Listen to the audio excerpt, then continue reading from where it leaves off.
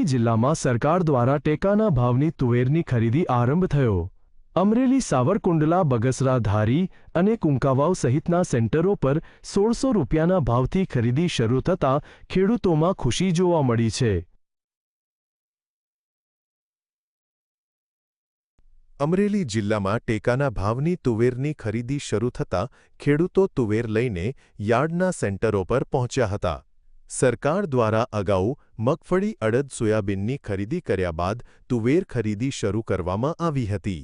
સરકારે ખેડૂતોની તુવેર માટે 1600 રૂપિયાનો ટેકાનો ભાવ જાહેર કર્યો હોવાથી ખેડૂતોમાં ખુશી જોવા મળી છે। સરકારે ટેકાના ભાવે ખરીદી ચાલુ કરી છે, એમાં હું તુર લઈને આવ્યો છું।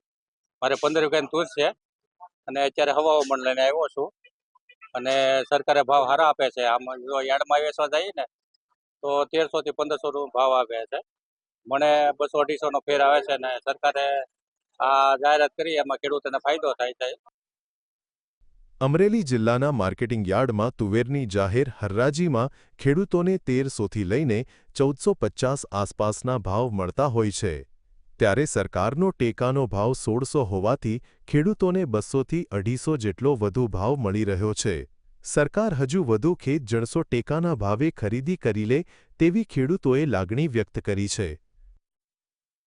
તુવેર લઈને આવ્યો છો અને ટેકાના ભાવ સારા મળી રહ્યા છે, 1600 રૂપિયા। આ બીજે બજારમાં વેચવા જઈએ ને તો 1300 થી માંડીને 1500 લગન જાય છે। મારે વર્ષ પહેલા 1400 રૂપિયામાં ગઈ હતી।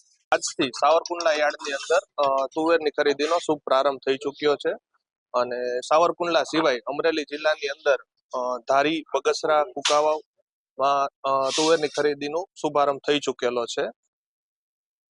અમરેલી જિલ્લામાં ખેડૂતોની તુવેર ખરીદી શરૂ થતાં વાહનો લઈને ખેડૂતો તુવેર વેચવા પહોંચી રહ્યા છે, ત્યારે હવે અન્ય પાકોને પણ સરકાર સારા ટેકાના ભાવે ખરીદે તો ખેડૂતો કંઈક સારું આર્થિક વળતર મળી શકે।